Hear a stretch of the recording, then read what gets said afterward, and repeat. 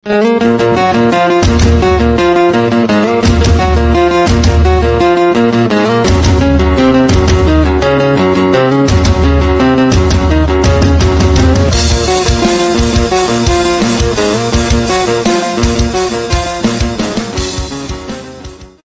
Nangongjian mendengar ucapan Lin Tian, dia tersenyum dan berkata, "Maaf ya." "Apa maksudmu?" tanya Lin Tian. "Maksudku sederhana." Setelah mengatakan itu, Nangongjian duduk, lalu tubuhnya dikelilingi oleh kilatan cahaya emas yang membentuk semacam penghalang. Pada saat itu, suara pun tak bisa menembus batas tersebut, tapi Lin Tian malah tertawa. "Menarik juga ini." "Bagus kalau kau sadar," ejek Nangongjian sambil mengolok-olok Lin Tian. Tapi Lin Tian masih tertawa. Nangongjian menatapnya curiga. "Kenapa kau tertawa? Kalau aku benar-benar ingin menembus penghalangmu, kau tak akan bisa menghentikanku." Setelah mengatakan itu, Lin Tian langsung berjalan ke arah penghalang dan masuk begitu saja. Nangongjian kaget. "Bagaimana bisa?" "Sudah kubilang, penghalangmu tak bisa menghentikanku," kata Lin Tian sambil tersenyum. Nangongjian lalu berkata, "Kalau begitu, berarti kau sudah masuk ke dalam wilayah ilahiku." "Wilayah ilahi?" tanya Lin Tian. "Ya, setiap dewa punya wilayah sendiri." Begitu selesai berbicara, tiba-tiba muncul banyak bayangan dewa di sekelilingnya. Bayangan itu sangat kuat, dan Lin Tian pun langsung keluar dari penghalang. Nangongjian tersenyum. "Kenapa? Tak berani masuk lagi?" "Aku tak menyangka wilayah ilahimu sekuat ini," ujar Lin Tian, kagum. Tapi Nangongjian malah mengejek. "Masih banyak hal yang belum kau tahu." "Oh ya? Begitu ya?" Lin Tian tidak takut sama sekali. Nangongjian heran. "Apa kau masih punya cara lain? Lihat saja." Lalu Lin Tian berubah menjadi roh, mengeluarkan pedang penentang langit, dan masuk lagi ke dalam penghalang. Melihat pedang itu, mata Nangongjian langsung berbinar. "Itu pedang penentang langit." "Benar sekali." Lin Tian lalu menyerang dengan pedang itu, melepaskan kekuatan dahsyat. Bayangan pedang berterbangan ke arah Nangongjian. Nangongjian langsung menggunakan bayangan-bayangan dewa untuk melindungi diri, tapi bayangan itu langsung hancur diterjang pedang. Wajah Nangongjian langsung berubah. Ia segera membubarkan penghalang dan menghilang dalam sekejap. Lin Tian melihat pedangnya dan berkata, "Hebat juga, bisa menembus medan sekuat itu." Tapi ia penasaran kemana perginya Nangongjian. Ia pun mengaktifkan teknik mata iblis untuk melacak jejak yang ditinggalkan. Ia melihat cahaya emas samar dan segera mengikutinya. Di sebuah gunung, Nangongjian berdiri di atas dan seorang murid bertanya, "Kakak senior Nangong, kita menunggu di sini?" "Tenang saja. Dia pasti akan datang," jawab Nangongjian. Murid itu ragu. "Tapi dia punya pedang penentang langit. Bukankah itu berbahaya?" Nangongjian tersenyum. Medan dan formasi di sekitar gunung ini bisa menekan kekuatan pedangnya. Saat dia tiba, pedangnya tak akan berfungsi. Murid itu mengangguk puas, sementara Nangongjian memandang kejauhan dan bergumam, "Bocah, jangan sampai mengecewakanku." Di sisi lain, Lin Tian akhirnya sampai ke gunung tersebut. Melihat Nangongjian berdiri di puncak, ia berkata, "Jadi kau memang menungguku?" "Memang." "Kenapa tidak?" sahut Nangongjian sambil tersenyum. Lin Tian curiga. "Jadi, kau sengaja meninggalkan jejak untuk kulacak? Kalau tidak begitu, kau bisa menemukan aku?" Melihat sekeliling, Lin Tian menyadari keberadaan formasi dan tertawa. "Ternyata kau memasang formasi di sekeliling." Nangongjian ikut tertawa. "Kau harus paham, saat kau tiba di sini, kau sudah masuk perangkapku. Tapi bisa jadi formasimu tak berguna untukku." "Berani sekali kau bicara besar sebelum mati," balas Nangongjian. Tanpa banyak bicara, Nangongjian berseru ke udara, "Aktifkan formasinya." Begitu formasi diaktifkan, tidak ada perubahan besar, membuat Lin Tian heran. "Ini yang kau sebut formasi?" "Formasi ini khusus untuk menekan pedang penentang langit." Lin Tian mengeluarkan pedangnya, dan memang benar, kekuatan pedang itu terasa tertekan. Lin Tian mulai menyadari ada yang tidak beres, dan mencari-cari asal formasi itu. Nangongjian mengejek. "Percuma kau mencari. Pedangmu takkan bertahan lama." "Kau terlalu meremehkanku," kata Lin Tian sambil tertawa. "Lalu apa? Apa yang bisa kau lakukan sekarang?" Tiba-tiba Lin Tian bergerak cepat, menerobos ke dalam formasi udara. Nangongjian tertawa. "Apa kau pikir bisa menghancurkan formasi ini?" Suara Lin Tian terdengar dari segala arah. Tentu bisa. Nangong Jian segera memberi perintah lagi. Blokir dia. Seketika muncul penghalang hitam yang mengurung Lin Tian. Tapi Lin Tian menembusnya begitu saja, membuat alis Nangong Jian berkerut. Dalam sekejap, Lin Tian menghilang. Saat muncul kembali, Lin Tian sudah memegang sebuah manik-manik dengan pola kuning pucat di permukaannya. Tak bisa dilihat jelas, tapi Nangong Jian terkejut. Kembalikan itu, bocah. Kalau kau bilang kembalikan, apa aku harus menurut? Lin Tian lalu menyimpannya, berniat mempelajarinya nanti. Nangong Jian panik, lalu memanggil semua orang tersembunyi untuk muncul. Lin Tian mengayunkan pedangnya lagi, menciptakan bayangan pedang mengerikan. Siapapun yang kultivasinya rendah langsung terbelah. Melihat itu, Nangong Jian marah dan kembali menghilang. Lin Tian tidak mengejar, melainkan mencari tempat untuk mempelajari manik tersebut. Begitu kesadarannya masuk ke dalam manik itu, Lin Tian melihat banyak jiwa senjata dewa yang terperangkap di dalam dan tak bisa keluar. Manik ini, luar biasa, gumam Lin Tian. Ia tidak menyangka manik itu sekuat ini. Ia berkeliling cukup lama dan akhirnya menemukan sebuah prasasti batu bertuliskan manik jiwa. Lin Tian membaca lebih cermat dan menemukan bahwa manik ini adalah senjata sihir yang bisa mengikat jiwa dari senjata lainnya. Di batu itu juga tertulis petunjuk cara menggunakannya untuk menyerap jiwa dari senjata musuh. Bahkan dikatakan, jika manik ini menyerap cukup banyak jiwa, maka akan terjadi perubahan yang tak terduga. Tapi tidak dijelaskan perubahan apa yang dimaksud. Lin Tian pun menyelesaikan penelitiannya dan keluar dari manik itu. Ia lalu melanjutkan perburuannya terhadap jejak Nangong Jian. Sementara itu, Nangong Jian telah kembali ke kota Batu Gersang, dan sedang berada di sebuah halaman, bersama para ahli dari kuil Tianluo. Orang-orang itu menatap Nangong Jian satu persatu dan bertanya, "Nangong Jian, masa si bocah itu begitu sulit dihadapi? Bukankah dia cuma seorang dari tanah terbuang ilahi? Kau mengumpulkan kami semua hanya untuk menghadapinya?" Melihat mereka tidak menyadari keseriusan masalah ini, Nangong Jian berkata dengan serius, "Kuil Tianluo sudah lama berniat melenyapkan anak pemberontak surga, tapi bukan hanya belum membunuhnya, malah dia semakin kuat. Lalu kenapa? Dia hanya dari tanah terbuang ilahi." Salah satu pria berjanggut besar mengatakannya sambil meremehkan. Orang tinggi lainnya juga berkata dengan nada mengejek, "Benar, tidak perlu dibesar-besarkan." Namun Nangong Jian berkata dengan wajah serius, "Dia memang lemah di tanah terbuang ilahi, tapi dia memiliki pedang penentang langit, dan barusan mengambil manik jiwa kita." "Apa?" Orang-orang itu langsung terbelalak, dan Nangong Jian berkata dingin, "Kalian pasti tahu apa itu manik jiwa, bukan?" Tentu saja mereka tahu, itu adalah senjata sihir kuat milik kuil Tianluo untuk melawan senjata-senjata dewa lain. Tapi sekarang, jatuh ke tangan Lin Tian. Melihat kegemparan itu, Nangong Jian berkata, "Aku bukan bermaksud menakut-nakuti kalian, tapi itulah kenyataannya. Jika kita tidak segera menyelesaikannya, kuil Tianluo bisa hancur."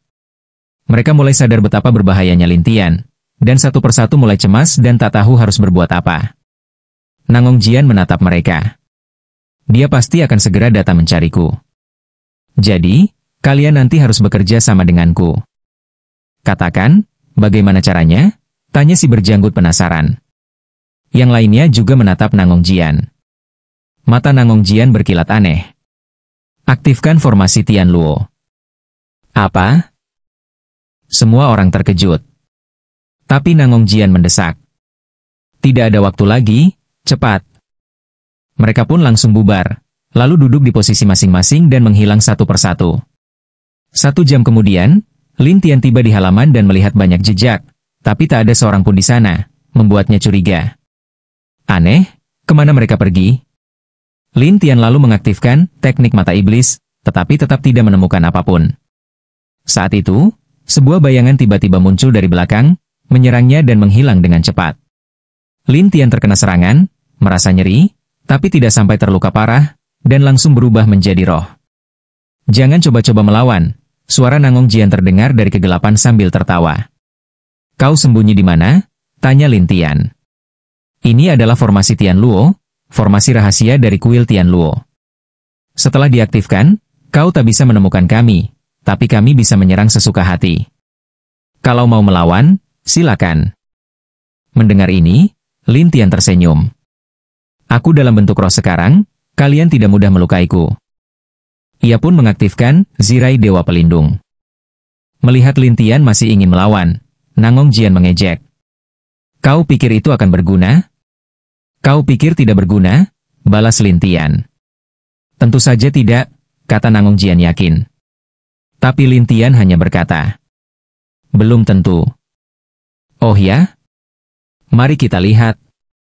Tiba-tiba, satu sosok lagi menyerang Lin Tian, tapi Lin Tian langsung mengeluarkan pedang penentang langit dan menusuk, membuat sosok itu menghilang seketika. Lumayan tangguh, kata Nangong Jian sambil tertawa. Lin Tian lalu mengaktifkan pengintaian ruang, dan melihat beberapa bayangan melayang di kegelapan. Ia tertawa. Menarik. Apa yang kau lihat, bocah? Tanya Nangong Jian. Lin Tian tersenyum. Aku tahu di mana kalian semua berada. Lucu sekali. Kau pikir bisa melihat kami? Nangong Jian tidak percaya. Namun, Lin Tian tidak menjawab. Tiba-tiba, banyak bayangan Lin Tian muncul, membuat para musuh bingung yang mana Lin Tian asli. Nangong Jian dan kawan-kawannya pun bingung dan kesal. Kenapa? Tak bisa menemukanku? Ejek Lin Tian. Jangan sombong dulu, bocah. Nangong Jian dan yang lain lalu menyerang balik. Bayangan para dewa muncul dari segala arah, dan mereka menyerang semua bayangan Lin Tian dengan ganas. Satu persatu bayangan hilang, tapi Lin Tian tetap santai dan berkata, bayanganku banyak. Apa kalian bisa habiskan semuanya? Bocah. Mau main-main dengan kami, ya? Nangong Jian mulai kesal.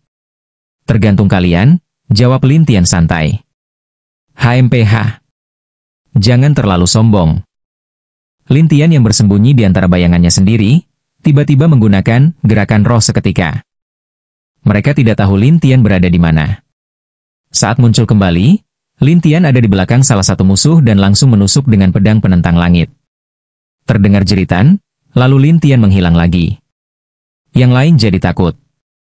Mereka tak tahu bagaimana Lin Tian bisa menemukan posisi mereka. Nangong Jian marah.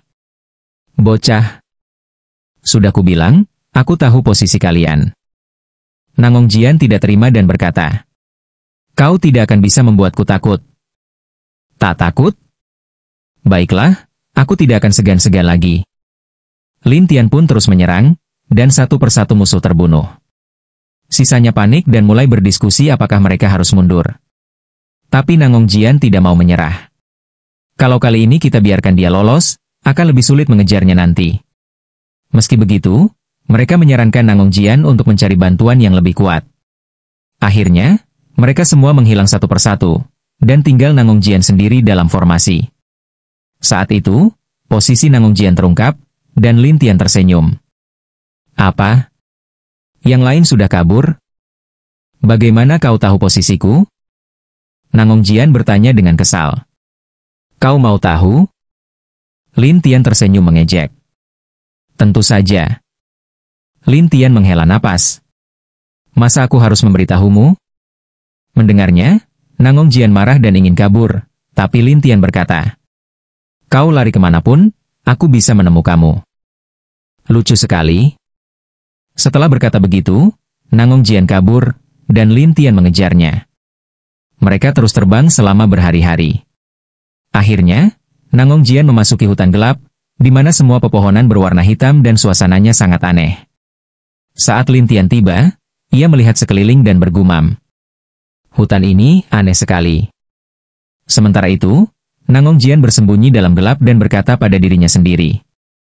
Sepertinya aku harus minta bantuan dia. Setelah itu, Nangong Jian segera pergi, dan Lin Tian mengikuti jejak auranya untuk mengejarnya lagi. Nangong Jian tiba di sebuah gua. Di dalamnya, ia melihat sebatang pohon yang memancarkan cahaya hitam. Melihat pohon itu, ia memberi hormat dengan sopan. Nenek. Pohon itu, yang ternyata berjiwa, menjawab dengan nada heran. Nangong Jian, ada urusan apa kau datang ke sini?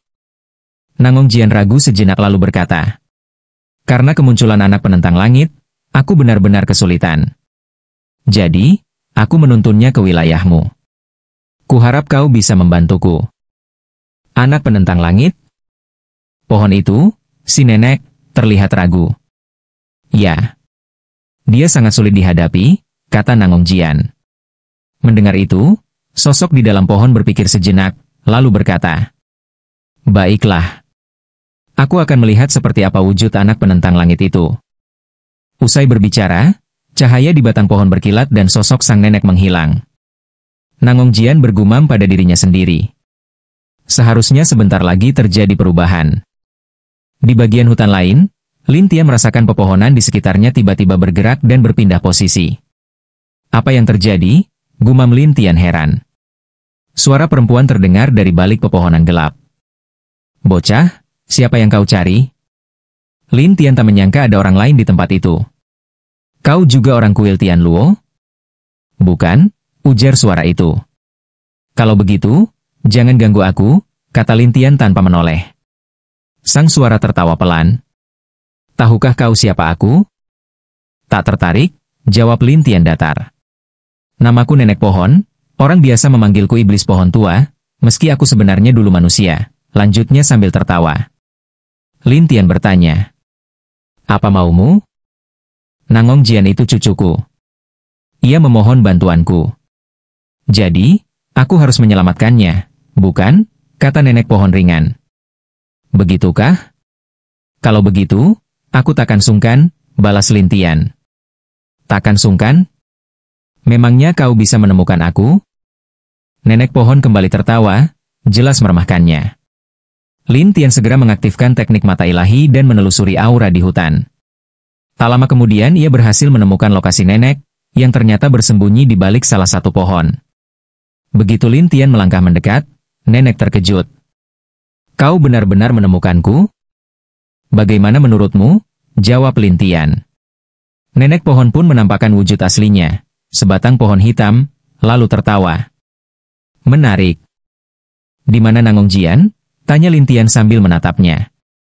"Kenapa aku harus memberitahumu di mana dia?" Nenek balas menantang. "Kalau begitu, baiklah," kata Lin Tian sambil tersenyum. Akar-akar dan sulur gelap tiba-tiba melilit kaki Lin Tian. Ia hanya menatap heran. "Dengan ini kau pikir bisa menahanku?" "Tentu saja." Nenek meledek. Lin Tian tertawa, lalu berubah menjadi wujud roh dan lolos begitu saja. Nenek terkekeh. "Lumayan juga."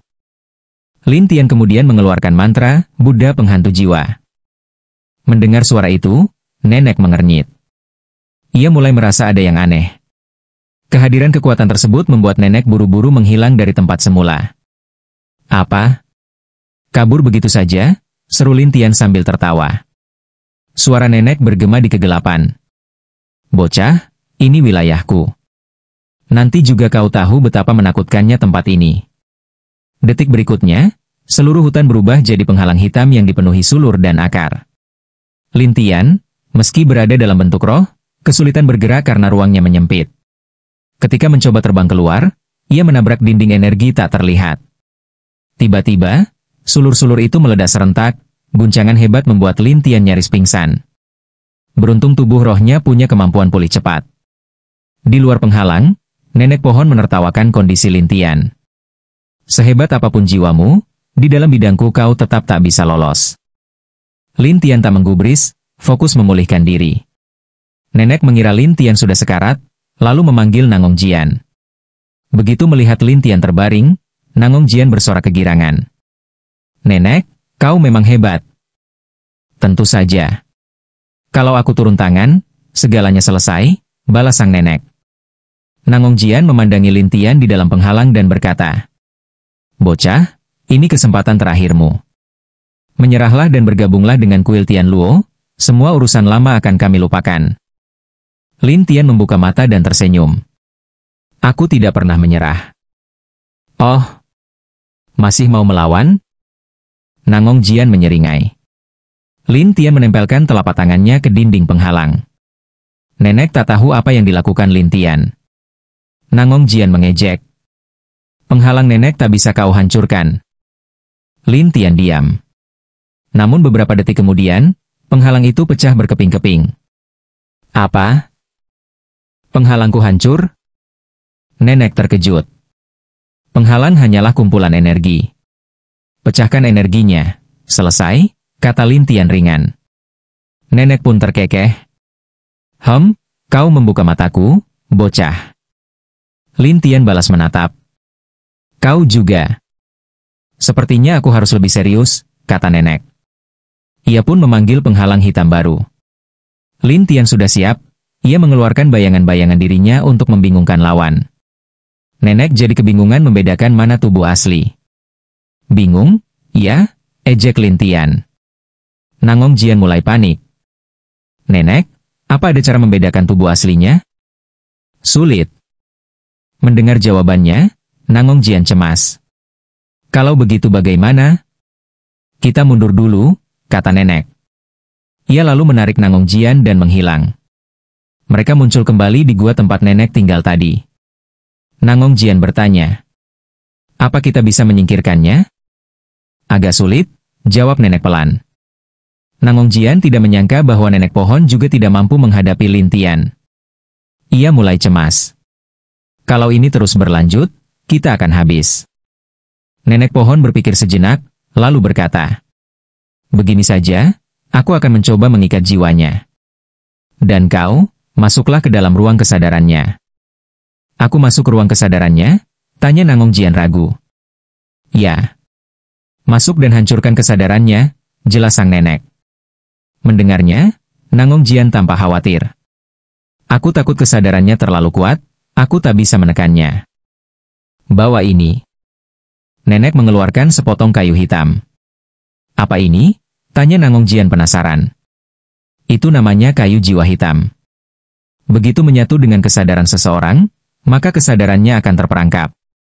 Nangong Jian sangat senang mendengarnya. Baik. Nenek lalu mulai menyiapkan ruang tersebut, sementara Nangong Jian menunggu dengan sabar.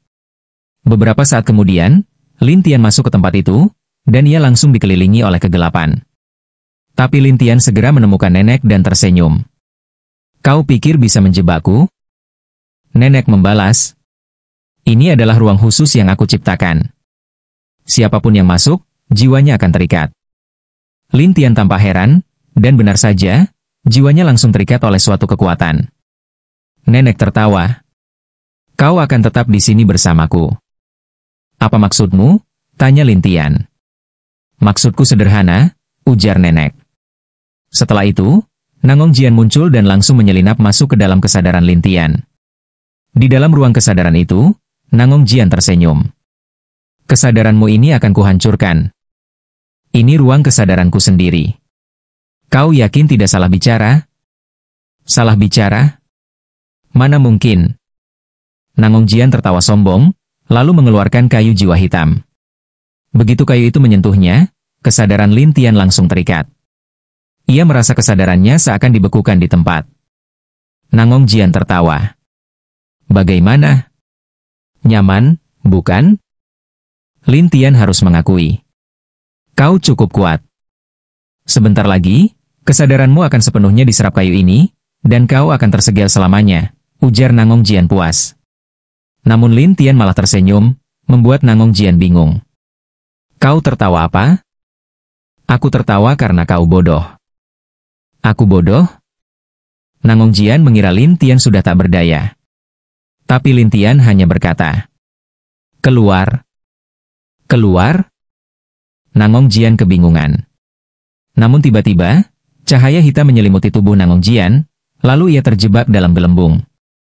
Kau? Namanya iblis mimpi. Dalam urusan jiwa, kau tak akan bisa menandinginya, kata Lin Tian sambil tersenyum. Nangong Jian panik. Lepaskan aku. Kau pikir itu mungkin? Kalau kau tak mengambil kembali kekuatan ini, kau sendiri akan tersegel, ancamnya. Lucu. Lin Tian malah menyerap kekuatan kayu jiwa hitam, lalu melepaskan diri. Melihat hal itu, Nangong Jian shock. Kau? Baiklah, aku tak punya waktu bicara denganmu, kata Lin Tian. Nangong Jian cemas. Apa maksudmu? Lin Tian memerintahkan iblis mimpi untuk mengikat Nangong Jian sepenuhnya dan mulai mengambil ingatannya satu persatu. Setelah itu, ia membuat Nangong Jian tertidur dan menyimpan kayu jiwa hitam. Kemudian, Lin Tian kembali ke tubuh rohnya, melihat ke arah nenek, dan berkata sambil tersenyum. Kau tak mau keluar? Nenek ketakutan dan bertanya. Nangong Jian bagaimana? Dia sudah tidur. Mendengarnya, nenek sadar mereka kalah, dan berencana kabur. Namun Lin Tian langsung mengayunkan pedang anti langit, menyerangnya. Nenek murka dan berteriak. Kau benar-benar menyebalkan. Salah siapa membantu pihak yang salah? Lin Tian tersenyum. Terdesak, nenek berkata. Bocah, kalau kau mau melepaskanku, aku bisa membantumu. Membantu apa? Aku punya banyak koneksi di tanah dewa yang terlantar. Kalau kau butuh apapun, aku bisa bantu, ujar nenek penuh percaya diri. Lin Tian berpikir sejenak, lalu tersenyum. Kalau begitu, biar aku beri tanda roh padamu. Nenek bingung maksudnya, hingga Lin Tian membuat tanda jiwa pada rohnya. Aku hanya butuh satu hal darimu. Nenek pasrah dan bertanya. Apa itu? Kau tahu tentang kuil Tian Luo, bukan? Tentu. Aku tahu banyak, jawab nenek. Kalau begitu, bantu aku mencari seorang perempuan. Nenek bertanya. Siapa? Lin Tian pun memperlihatkan wajah adik seperguruannya, dan nenek langsung berkata. Akan kuatur. Tunggu kabar dariku. Tidak masalah. Nenek lalu pergi, sementara Lin Tian menunggu di tempat itu. Selama menunggu, ia membangunkan Nangong Jian, tapi jiwanya masih terperangkap dalam gelembung. Nangong Jian murung. Apa yang kau mau? Aku menyuruh nenek itu menyusup ke dalam kuil Tian Luo untuk mencarikan informasi untukku, kata Lin Tian. Mendengarnya, Nangong Jian terkejut dan menatap Lin Tian dengan takut. Lin Tian tersenyum dan berkata, aku masih ingin tahu beberapa hal lain, dan aku butuh kau menjelaskannya. Kalau aku tak mau? Nangong Jian mengernyit.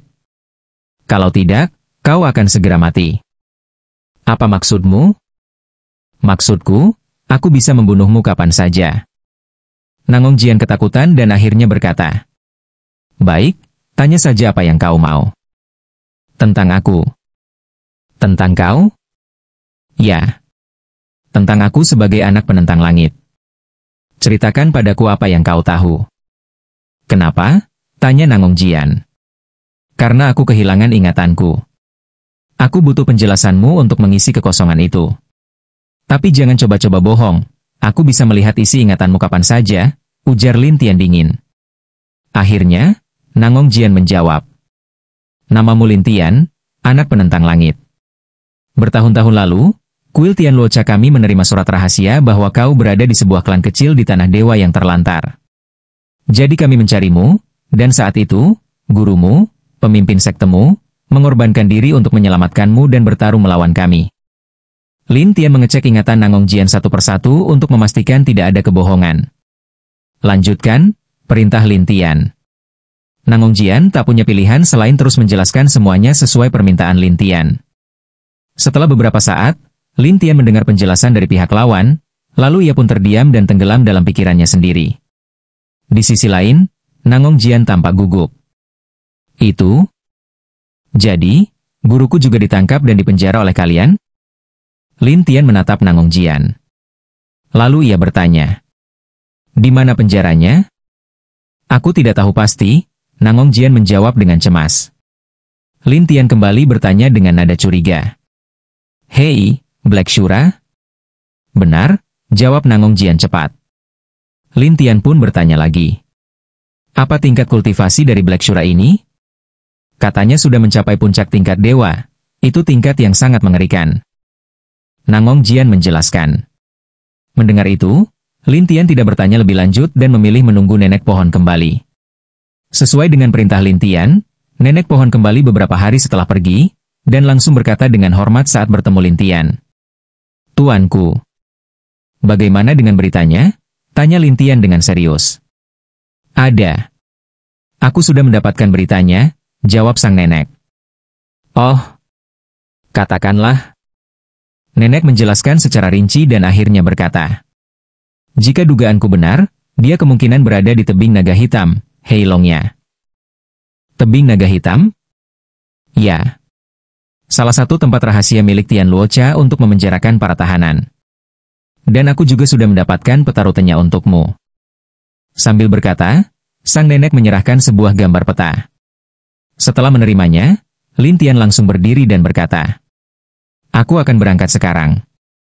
Aku ingin kau menuntunku ke sana." Mendengarnya, sang nenek menjadi panik. "Itu, aku takut tidak baik." "Tidak baik? Kenapa?" tanya Lin Tian. "Jika mereka tahu aku bersamamu, Tian Luocha akan menghancurkanku." Nangong Jian pun menambahkan, "Tian Luocha punya metode khusus untuk melacak para pengkhianat. Kau bisa mati tanpa tahu bagaimana caranya." "Oh, sampai sehebat itu?" Lin Tian tampak tak menyangka Tian Luocha memiliki cara-cara seperti itu. Keduanya mengangguk, jelas-jelas tidak ingin ikut campur lebih jauh. Tapi Lin Tian hanya tertawa kecil. Menarik juga. Keduanya hanya bisa diam pasrah, lalu Lin Tian berkata, "Lebih baik kalian berdua masuk ke dalam ruangku saja." "Ruang?" Mereka saling memandang, tapi Lin Tian tidak menjelaskan.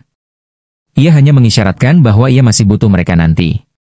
Setelah bersiap, Lin Tian pun berangkat menuju tebing naga hitam. Tebing naga hitam adalah tempat yang terpencil dan berbahaya. Jika orang asing masuk tanpa pengetahuan, mereka bisa celaka. Namun Lin Tian tetap berjalan tenang dan hati-hati. Beberapa saat kemudian, Ziking muncul sambil tertawa. "Akhirnya kutemukan juga kau." Lin Tian awalnya mengira orang dari Tian Luocha yang datang, tapi setelah melihat Ziking, ia mengernyit. "Apa yang kau lakukan di sini?" "Tentu saja aku ingin lihat apa yang akan kau lakukan," jawab Ziking sambil menatapnya. Tapi Lin Tian berkata, "Bisakah kau tidak menggangguku?" Ziking justru bercanda. "Aku mau ikut kau, boleh kan? Kalau dulu, aku mungkin akan membiarkanmu. Tapi sekarang, aku tak bisa lagi," jawab Lin Tian dingin. Namun Ziking tersenyum dan menatap Lin Tian sambil berkata, "Dasar bocah polos." "Aku tidak sedang bercanda," tegas Lin Tian. Tapi Ziking mengabaikannya. "Kalau kau mampu, hadapilah aku." Lin Tian lalu duduk bersila, membuat Ziking bingung. "Apa? Meditasi doang cukup?" Tapi saat itu juga, jiwa Lin Tian langsung masuk ke ruang kesadaran Ziking. Ziking terkejut dan berseru, "Apa maksudmu ini?" "Maksudku sederhana. Bersikaplah jujur," ujar Lin Tian. Kemudian, iblis mimpi keluar dan langsung menyerang kesadaran Ziking.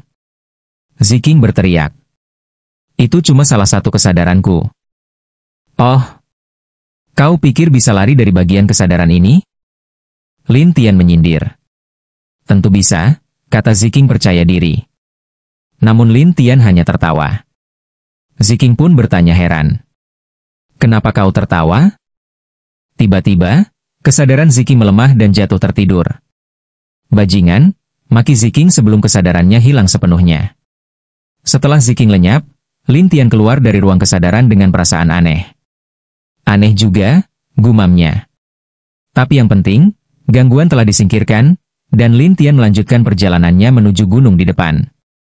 Sekitar setengah jam kemudian, Lin Tian merasakan kehadiran beberapa orang yang sedang mengawasinya dari balik bayangan. Mereka adalah orang-orang dari tebing naga hitam, tapi mereka menyamar sebagai perampok dan menghadang Lin Tian. Pemimpin mereka berkata, "Bocah, kalau mau masuk, bayar dulu." "Bayar? Untuk apa?" tanya Lin Tian. "Di dalam banyak harta karun. Kalau kau mau masuk, harus bayar." Lin Tian hanya tertawa kecil. "Jadi, kalian ini perampok?"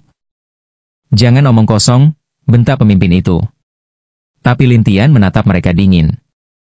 "Maaf, aku tidak suka dirampok." Orang-orang itu pun marah. "Bocah, kau benar-benar cari mati." "Coba saja," jawab Lin Tian santai. Pemimpin mereka lalu berteriak, "Serbu dia." "Ayo," jawab para pengikutnya sambil melepaskan aura kekuatan mereka. Namun saat mereka menyerang, Lin Tian tiba-tiba menghilang. Mereka semua kebingungan. "Kemana dia?" Tiba-tiba Lin Tian muncul kembali. "Kalau kalian begini saja sudah mau menangkapku, kalian terlalu lemah." Mereka pun ketakutan dan menatap Lin Tian seperti sedang melihat monster. Lin Tian mulai menumbangkan mereka satu persatu, dan dari ingatan mereka, ia berhasil menemukan lokasi tepat tebing naga hitam. "Lepaskan aku," teriak pemimpinnya. Tapi Lin Tian tertawa. "Antarkan aku ke tebing naga hitam." "Bocah, dari mana kau tahu tempat itu?" tanya si pemimpin curiga. Lin Tian tak menjawab langsung. "Bukan urusanmu. Tugasmu hanya tunjukkan jalannya." "Mustahil," kata pemimpin itu keras kepala. "Oh ya?" Lin Tian tersenyum dingin. "Bunuh aku pun tak ada gunanya," teriaknya. "Yakin tidak ada gunanya?" Lin Tian mendekat. Kemudian, iblis mimpi kembali keluar dan mulai mengikat jiwanya, membuat pemimpin itu akhirnya sadar betapa mengerikannya Lin Tian. "Orang besar, apa yang kau inginkan?" tanya si pemimpin dengan hati-hati sambil memandang Lin Tian. Lin Tian tersenyum padanya. "Aku hanya ingin tahu apa yang sebenarnya terjadi di dalam tebing naga hitam." Mendengar itu, si pemimpin langsung ketakutan. "Tuan, bukannya aku tidak mau memberitahu, tapi tempat itu terlalu berbahaya." "Oh, berbahaya?" "Iya, sangat berbahaya," ucap pria itu gugup. Namun Lin Tian menatapnya dingin dan langsung mengeluarkan pedang. Melihat pedang tersebut, pria itu langsung merasa ngeri dan memandang Lin Tian dengan heran. "Apa yang kau inginkan?" "Mudah saja. Katakan padaku langsung apa yang ada di dalam tebing naga hitam." Di tebing naga hitam ada 4 penjaga Dharma, dan masing-masing memiliki kekuatan Dewa 9 bintang. Setelah mendengar itu, Lin Tian bertanya. "Lalu, bagaimana dengan yang lainnya?" "Ada juga sekelompok Dewa 8 bintang, dan tempat itu dilindungi oleh formasi dan labirin. Sangat sulit untuk masuk dan keluar." Pria itu mencoba menakut-nakuti Lin Tian dengan harapan ia mundur. Tapi Lin Tian langsung mengenakan segel jiwa padanya dan menyuruhnya jadi penunjuk jalan. Pria itu tidak punya pilihan dan membimbing Lin Tian menuju tebing, sambil menunjuk ke arah bawah. Di bawah sanalah pintu masuknya. "Ayo, pimpin jalannya," perintah Lin Tian. Pria itu tidak berani membangkang. Ia melompat ke sebuah batu besar, dan Lin Tian mengikutinya. Lalu pria itu berkata, "Bagaimana kalau kau berpura-pura menjadi tahanan? Dengan begitu, aku bisa membawamu masuk dengan lebih mudah." Mendengar itu, Lin Tian berpikir itu ide yang bagus dan menyuruh pria itu melakukannya. Kemudian, tubuh Lin Tian diikat oleh rantai hitam dan mereka pun berjalan perlahan masuk ke dalam gua. Di sepanjang jalan, mereka bertemu banyak penjaga patroli. Tapi karena Lin Tian terlihat sebagai tawanan, mereka tidak terlalu memperhatikannya dan mereka bisa masuk dengan mulus. Saat tiba di tempat yang sepi, pria itu bertanya, "Tuan, sebenarnya apa yang Anda cari?"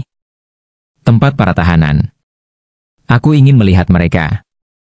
"Kau ingin melihat tahanan?" tanya pria itu gugup. "Menurutmu?" sahut Lin Tian. Pria itu pun menegang dan berkata pelan, "Baiklah, akan kucoba." "Ayo, tunjukkan jalannya," perintah Lin Tian lagi. Pria itu membimbing Lin Tian hingga sampai ke sebuah tempat yang sangat panas. Ini adalah penjara Tianyan. Yang bertanggung jawab adalah salah satu dari 4 penjaga Dharma, Tuan Yan, dengan kekuatan Dewa 9 bintang. "Tuan Yan?" tanya Lin Tian. "Ya." "Katanya kekuatannya berasal dari api, sangat mengerikan," jawab pria itu gugup. "Bawa aku masuk," perintah Lin Tian. Pria itu pun membawa Lin Tian masuk ke dalam. Di dalam penjara, api berkobar di mana-mana dan menjalar di seluruh ruangan. Di sekelilingnya terdapat pintu-pintu batu yang tertutup rapat. Lin Tian tak bisa melihat isi dari balik pintu-pintu itu. Pria yang membawanya masuk lalu berkata dengan hormat ke arah kobaran api. "Tuan Yan, ini ada seorang tahanan." Dari dalam api, terdengar suara bertanya. "Oh, apa statusnya? Apa kejahatannya? Kenapa dibawa ke sini?" Pria itu ragu-ragu menjawab. "Dia melukai banyak murid kita dan membunuh beberapa dari mereka, jadi aku membawanya ke sini dulu sambil menunggu perintah lebih lanjut." "Oh, cuma dia? Seorang dari alam dewa tanpa nama?" Terdengar nada meremehkan dalam suara itu. "Benar, Tuan Yan," jawab pria itu. "Biar kulihat." Setelah itu, sekumpulan api langsung menyelimuti tubuh Lin Tian. Pria yang membawanya terlihat sangat tegang, sementara Tuan Yan tertawa kecil. Bocah, bukankah kau tak bisa membunuh seseorang dari tingkat dewa? Lin Tian tak menyangka bahwa lawan malah mencari gara-gara lebih dulu. Maka ia pun mulai menyerap api di sekitarnya. Satu persatu api itu menghilang, dan Tuan Yan tertawa. Menarik juga. Tiba-tiba, seluruh area menjadi lautan api. Lin Tian berdiri sendirian di dalamnya, dan terdengar suara Tuan Yan yang mengejek dari kegelapan. Bocah, kalau kau bisa lolos dari sini, aku akan memberimu tempat yang lebih baik. Tempat yang lebih baik? Benar, sel penjara yang lebih baik. Ia tertawa, tapi Lin Tian menjawab. Baik, itu janjimu ya. Tiba-tiba, Lin Tian menghilang dari tempat semula. Hah? Kemana dia? Tuan Yan tampak bingung. Lin Tian pun muncul di luar area api, dan si pria pembawa tahanan hanya bisa terpana. Lin Tian akhirnya bisa melihat wajah Tuan Yan yang dipenuhi dengan api dan retakan, dengan nyala api keluar dari setiap celah di wajahnya. Tampak sangat mengerikan. Si pembawa tahanan ketakutan, sementara Tuan Yan tertawa. Namaku Yan King, salah satu dari 4 penjaga Dharma. Setelah Lin Tian diam, Yan King berkata, kau cukup hebat. Mari, kuajak kau ke suatu tempat. Kemana? Lihat saja nanti. Yan King membawa Lin Tian menghilang, dan mereka tiba di ruang lain. Di sana, Lin Tian melihat 3 orang lainnya, yang juga adalah penjaga Dharma. Ketiganya sedang bertarung, atau lebih tepatnya seperti sedang berlatih saling menguji. Lin Tian memperhatikan mereka satu persatu. Yang satu seperti manusia air. Yang satu bersinar seperti emas. Yang satu tubuhnya seperti batu. Ketika Yan King tiba, ia berseru. Kalian bertiga, hentikan dulu pertarungan. Ada tamu nih. Ketiganya langsung berhenti.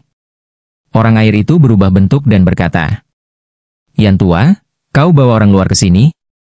Si manusia emas bertanya dengan heran. Untuk apa kau bawa orang asing ke sini?